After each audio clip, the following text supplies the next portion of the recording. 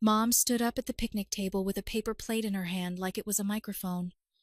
It was my nephew Tyler's cousin's day cookout in my parents' backyard. Balloons. A folding table loaded with cupcakes, and every grandkid's name on a banner in glitter letters. Maya's name was smaller, tucked in the corner.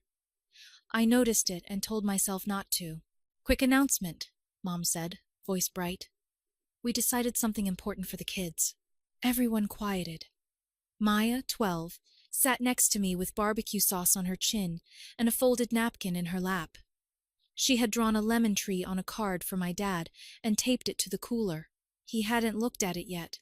Mom smiled at Tyler first. He's 16 and tall in a varsity hoodie. "We're moving Elle's daughter's college fund to Tyler's 529, she said, like she was announcing the raffle winner. "He actually has potential for scholarships and athletics money, and it'll go further for him. Maya loves art. She won't need as much." I didn't understand the words at first. My brain felt a half-second behind. I watched Maya's fingers go tight around the napkin. She looked at my lap like she wanted to disappear into it. Someone clapped. My sister reflex. Then stopped, eyes darting between me and Mom. I didn't stand up. I didn't say anything. My hands were shaking under the table. My throat felt too small to swallow air. Dad coughed. "It's for the good of the family," he added, glancing at Tyler's dad. "We all have to be practical," Maya whispered. Did I do something? So soft I almost didn't hear it. "No," I said. I kept my voice steady. "You didn't." Mom spread her hands. "We're being fair. It's still the family's education pot. We'll still support Maya's hobbies." Hobbies? Not her school, not her future. I felt something hot crawl up the back of my neck. Tyler's mom said, "Tyler made varsity as a sophomore. He's getting looks." She nudged him. He stared at his phone. Aunt Lonnie's face had gone still. She looked at me like she wanted to speak, and was holding it back with her teeth. I blinked a few times, like maybe this was a trick with the light. My daughter was right there. My mother was cutting her future up on a plastic table next to a bowl of potato salad. I thought of the times I had stayed late at work to tuck extra money aside. The late-night shifts. The envelopes I slid under Mom's ceramic rooster to cover little things. "Okay," I said very quietly. "Okay." Maya didn't cry. She folded the napkin into a perfect square and set it on her plate. The lemon tree card fell off the cooler, face down in the grass.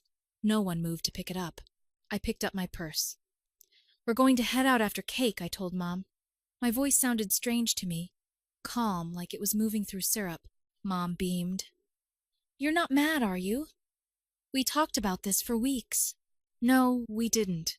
She had made comments, hints, nothing this naked.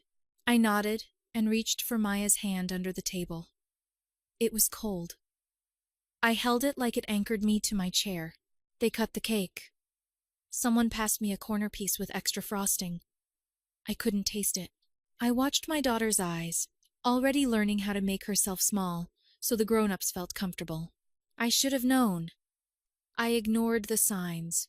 I thought they'd change. "I'm Alana. I'm 38, Phoenix, Arizona. I'm a clinical pharmacist at a hospital downtown. Divorced, one kid, Maya, 12. Quiet and stubborn in the best way. I grew up in Mesa, the oldest of 3. My parents still live in the beige house with the orange trees out front. The yard always smells like warm citrus and dust. 5 years ago, after my ex and I split, Maya and I moved back into that beige house for a few months. It turned into years. Money wasn't the problem by then. Stability was. We took the spare room with the low ceiling and the twin bed. I brought my white bookshelf and the lemon print curtains Maya picked at Target. I told myself it was good to have help. I told myself family was family. I paid rent even when they said I didn't have to. At first, it was $500 a month. Then Mom showed me the electric bill one July, $412, and I just started covering it every month. I put the internet and water on auto pay with my card. When the AC died, I wrote a check for $2,800 to the guy who came that same day, because Dad said he didn't do financing. When the roof needed patching, I hired Mendy's Roofing and paid $8,500 out of my home sale money because storms were coming and Dad was waiting for his buddy. When Tyler's travel baseball dues were due, $600 here, $300 there was always a text from my sister. "Can you spot us? We'll pay you back." They never did. I stopped expecting it. Mom and I opened a joint account at Desert Sun Credit Union called Family Savings. I'm looking at the first deposit in my head. March 7th, $1,200. I set it up for every first Friday, in case of emergencies. Mom said it became the account for everything. Their car insurance, Dad's tires, the plumber, Thanksgiving groceries, the deposit for the beach rental last summer that we all enjoyed but I paid for on my card. I sent the money. I kept the receipts. I told myself this was my way of being useful. When Maya was born, my parents opened a 529 inches her name. Mom insisted it made more sense in her hands because she understood these things and wanted to be involved. It made everyone feel good to say Maya's college fund at Christmas. They loved the optics. Little envelopes marked for Maya's future slipped into a glass jar on the mantel. I added to it too. Not the big stuff at first, small checks. We all got busy. Then life happened. After the divorce, Mom started calling it the education pot for the grandkids, like it had always been that. I blinked and let it slide. Meanwhile, Maya faded in that house in 100 small ways. On the grandkids' wall, my parents hung one of those black collage frames. Tyler and the younger cousins had their school pictures up, teeth in various stages, baseball jerseys, and dance costumes. Maya's second-grade photo was up for a while. Then it wasn't in its place. Tyler's tournament photo with a trophy. "We're waiting for a new one," Mom said, reaching for a dust rag. I brought a new one in a yellow frame a week later. It sat on the TV stand for months, leaning against a remote. On Cousin's Day outings, they texted the group chat while I was at work. "We're taking the kids to the aquarium." Twice, I came home to find damp towels and brochures on the counter. "Oh, we thought you were working," Mom said. "It would have been hard with your schedule." Maya's shoes were by the door, dry and waiting. Last Christmas, my sister brought matching hoodies for all the grandkids with cousins on the front. There were 5. 6 grandkids in the picture. No hoodie for Maya. They didn't have her size, my sister said, not looking at me. Maya went to her room. She came back in her Navy school sweatshirt and smiled like it didn't sting. I kept writing checks. I bought a new sofa for the living room because the old one sagged. $799 on my card. Mom called it ours. She turned the cushions when we had company and said, "Look how well we take care of things." I'm good with money. I have to be. Early on, I took the night shifts that paid a little extra, and I kept a spreadsheet. When I sold the condo my ex, and I had in Tempe, after the court and the split and the fees, I walked with $192,000. I put most of it in savings and into a Vanguard 529 with me as the owner and Maya as the beneficiary. I didn't tell my parents about that one. I told my boss because I needed someone to reality check me. He said, "You're smart. Keep it separate." I nicknamed it Lemon Tree in my head. I added to it every time I got a bonus or picked up an extra shift. $200 here, $500 there. It added up slowly, quietly. Mine, hers, untouched. Every time I hesitated about the family account or a bill, there was a comment. "We do so much for you," Mom would say, wiping down the same spotless counter. "We're a team." If I asked about Maya being left out, Dad went silent and clicked the TV louder. If I said, "Please add Maya," my sister said, "Don't be dramatic." It was easier to pick up a shift than to argue. It was easier to be useful than to be alone. So when Mom said, "We're giving Alana's daughter's college fund to Tyler," it wasn't about the money in that specific account. It was about the pattern. It was about a public message. Maya is optional. Tyler is legacy.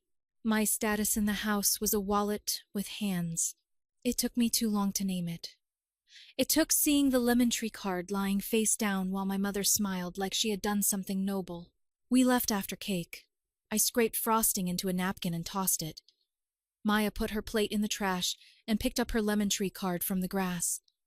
The corner was damp. She flattened it in her hands. No one called out after us. In the car, Maya stared out the window. The sun was low and orange. The air in the Honda smelled like sunscreen. I drove with both hands tight at 10 and 2. "You okay?" I asked. She said, "I don't need college," which was her way of asking if she should stop wanting it. I said, "You get to want whatever you want." I kept my voice level, and I should have told you something a long time ago. We didn't go home. I turned into the parking lot of the library where we go on Thursdays. It was quiet, the kind of quiet that wraps you up. We went to a corner table. I opened my laptop. I logged into Vanguard. Maya leaned in. Her hair tickled my cheek. I clicked the Lemon Tree account. The number blinked on the screen. $340,712.44. Maya's mouth made a small O. She looked at me, then the screen, then me. "Is that yours?" I said, "It's for your education. I set this one up in my name. I didn't tell my grandma and grandpa. They don't control it. I do." She blinked fast. "When did you do this?"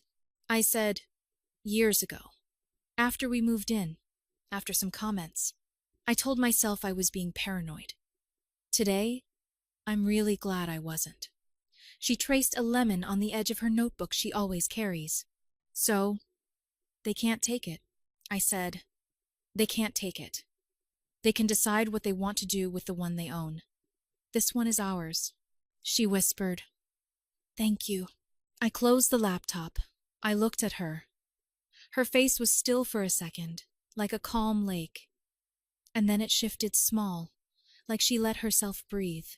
What I wanted to say was, "I'm sorry." What I said was, "Pack your bags when we get home. We're moving." She blinked. "Where?" "Still in Phoenix," I said.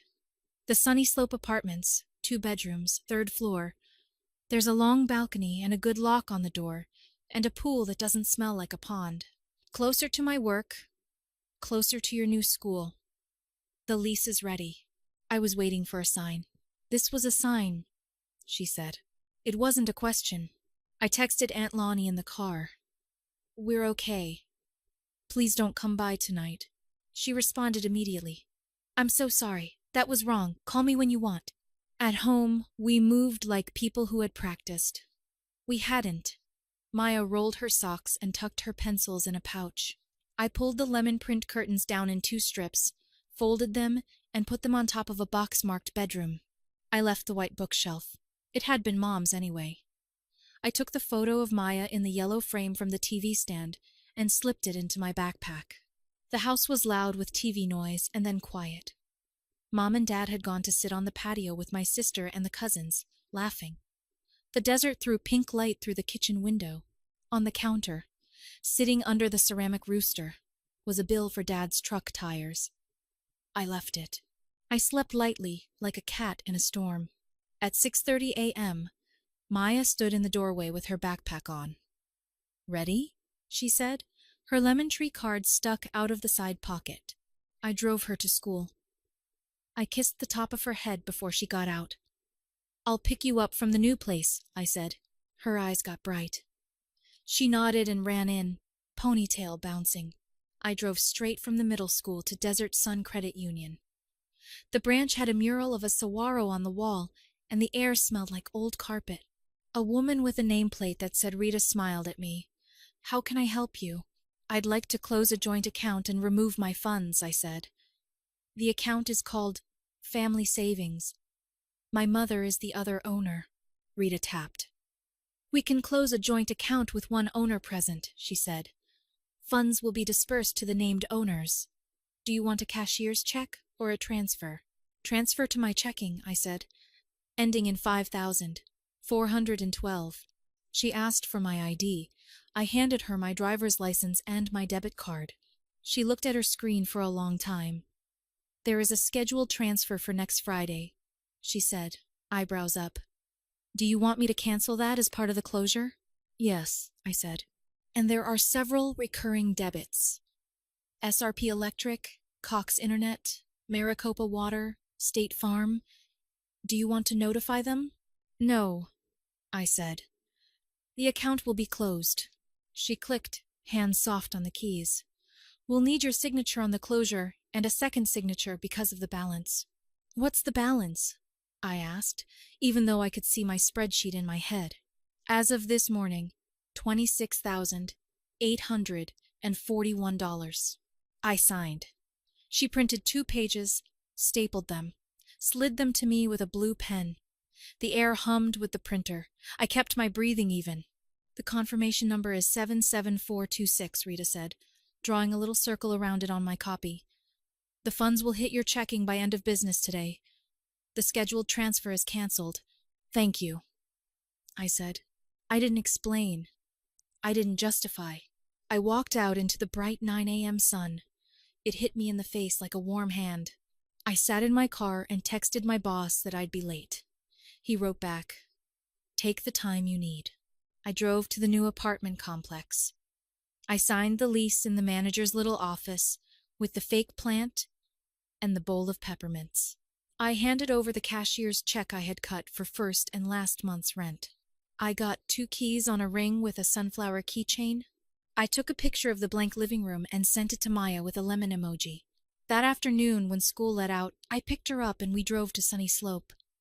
The living room was empty and echoed when we laughed. We ate pizza on the floor. We put the lemon print curtains up with thumbtacks because the curtain rod was too long. We made up beds out of blankets.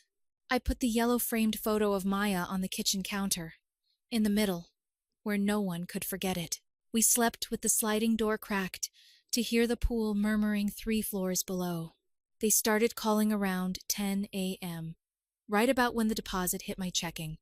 First Mom, then Dad, then my sister, then Mom, again. I watched my phone buzz on the counter of the empty new kitchen. I let it buzz. I turned the ring volume down. By noon, I had 4 voicemails. "Alana," Mom's voice clipped. "Call me immediately." Another, "You emptied the family account. The mortgage is due." "Dad, this is petty. You're punishing everyone because you're jealous." My sister, "Are you for real? This was for all of us. You are so dramatic." I made sandwiches and carried them to the floor where Maya was sitting with her sketchbook. She had drawn a lemon with tiny eyelashes. "Are they mad?" she asked. "They're surprised," I said. "They didn't think I would make my own decision." My sister texted, "Mom says you need to transfer $3,000 now for the next 2 weeks while we sort this out." I replied, "No." 2 minutes later, "Why?" I replied, "Because my money is off your accounts. I'm not your backup bank." 5 minutes later, "Wow." I put my phone face down. At 3 p.m., there was a knock on the apartment door. I checked the peephole. Aunt Lonnie stood there holding a lasagna pan with a tea towel over it. I opened the door. She saw me and her mouth pressed together. She is the only person in my family who can frown and still look like she's hugging you. "I know you said don't come by last night," she said, eyes wet. "But today is different. I brought dinner. It's the one with the funny noodles you like." She set the pan on the counter. She glanced at the lemon curtains and the photo of Maya in the yellow frame. She didn't comment on the emptiness. She covered my hand with hers. "Warm. What your mother said yesterday was unkind," she said. "It was also untrue." "I know," I said. My throat went tight. I didn't cry. I made a move. "I'm not going back." She nodded. "Good." She looked at the phone buzzing again. "You don't owe anyone an explanation." Mom texted a photo of a shut-off notice for SRP with, "Look what happens when you act without thinking." The shut-off notice was from 3 months ago, a duplicate they kept on the fridge to guilt me into paying on time back then. I didn't engage. At 5 p.m., my sister called from a blocked number. I answered because I didn't know it was her. She started without hello. Tyler's camp is non-refundable, and we needed that cash. You are selfish. It's not my job to fund your kid's sports, I said. I won't fund a family my kid isn't part of. I said it slowly, like laying a brick. She scoffed. This is about you and your vendetta against Mom. You're letting Maya manipulate you. I decided to stop letting you manipulate me, I said. You and Mom. I can't believe you stole. I withdrew my money from a joint account I funded, I said. You can call your bank. You can call your coach. I'm off your accounts. She hung up. At 7 p.m., one of the little cousins, Hannah, texted Maya. Are you okay? That was messed up yesterday. Do you want to come over? Maya texted back. We moved. New pool. Hannah sent 50 heart emojis. The next day, Hannah came over with a bag of Sour Patch Kids and sat on the floor drawing with Maya. I told Grandma I didn't want to go to Cousin's Day anymore if it meant you couldn't come, she said, eyes wide, scared and brave. Mom didn't show up at our door. She wouldn't give me the ground like that. She keeps it on the phone where she can curate. She sent long texts about family duty and how much we have done for you. I typed and retyped, and then deleted. When I did reply, I kept it simple. Maya and I won't be at events where she is treated as less. My money is not available for you to spend. I'm not your backup bank. You're off my accounts. I read it out loud before I hit send. It felt like folding a clean sheet. At work, my boss asked if I was okay. I said yes. He said, You look lighter. I laughed. I slept, I said. He nodded. Good. The next week, I got an email from State Farm about the policy on my parents' cars. Payment declined. I forwarded it to Mom and wrote, This seems like something you'll want to handle. No es muy simple. When they realized I wasn't going to fix it, the tone shifted. Mom sent a photo of Tyler in his uniform. Chin up. You're destroying opportunities, she wrote. Aunt Lonnie texted me a screenshot of the family group chat that she had been added to without me on it. Alana is cutting off her own nose. We need to pray for her stubborn heart. Lonnie wrote separate to me. Don't read it. Breathe. Come over sometime for lemonade. Maya started at her new school the next week. On the first day, I took a picture of her on the balcony with her backpack. She had tucked the lemon card in the top pocket. She texted me a photo at lunch. A library with actual chairs and the word quiet painted in coral letters. They have robotics club, she wrote. I stood in the pharmacy supply room and smiled into a box of sterile syringes like a weirdo. On the last Sunday of the month, we started our own tradition, pizza and paper night. We ate slices on plates that didn't match. We spread papers on the floor. The lease, the school calendar, my budget printout, the latest 529 statement. I taught Maya how to read the line that showed the account increase. We had a rule. No one gets to be embarrassed for asking what something means. We made a list of questions we couldn't answer yet, and taped it inside a notebook with lemons on the cover. We left 2 chairs at the little thrift store table we found for $25. Not because we thought Mom and Dad would come, but because it made the room feel honest. It held space without sucking ours away. I put a little plant in the center, a baby lemon tree in a pot, because of course I did. Maya stuck her lemon tree card above the sink, with 2 pieces of blue painter's tape. It stayed there. No one called it clutter. No one moved it for optics. On Halloween, Hannah came over with a witch hat and a bag of Twizzlers. We watched a movie on a sheet we hung on the wall. Maya laughed so hard she hiccuped. I took a picture of the back of her head in the witch hat and sent it to Aunt Lonnie. Lonnie responded with a photo of a lemon bar she had baked that looked exactly like something from a magazine and wrote, For when you come on Sunday. At Christmas, we didn't go to my parents' house.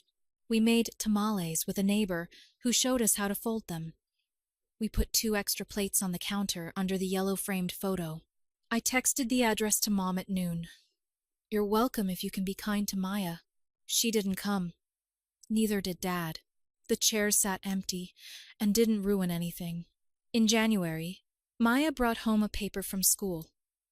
Her drawing of our balcony hung in the hall with a tiny blue ribbon for honorable mention. She taped it next to her lemon tree card. "It's not a big deal," she said, shrugging, but her eyes were bright. "We didn't lose it in the bottom of a drawer. We didn't find it weeks later under a pile of mail. They still send me things sometimes. Links to camps, hints about the AC, notes about what we did for you when you were 28. I don't argue with the past anymore. I don't try to rewrite my part in it. When they ask for money, I reply with the same line, like a password that opens exactly one door. I'm not your backup bank. You're off my accounts. It's not mean. It's a boundary. The family 529 that my parents owned is now Tyler's. Good for him. I hope he uses it. I hope the grown-ups around him tell him he matters without taking something from someone else. That lesson isn't his to teach. The other 529, the one called Lemon Tree, keeps growing. I update it once a month. Show Maya the graph. We don't count on anyone else to do right by it. When she asks if she can go to art school or engineering or something I don't have a word for yet, I say, well, look, we have choices. We made them. I'm not a winner in this. I'm a mother. I adjust the chairs. I check the locks. I move the money I earn to where my kid is safe. I will not fund a family my kid isn't part of. I will build ours quietly, with curtains that make her smile, and a card with a lemon tree that never slides off the fridge into the floor.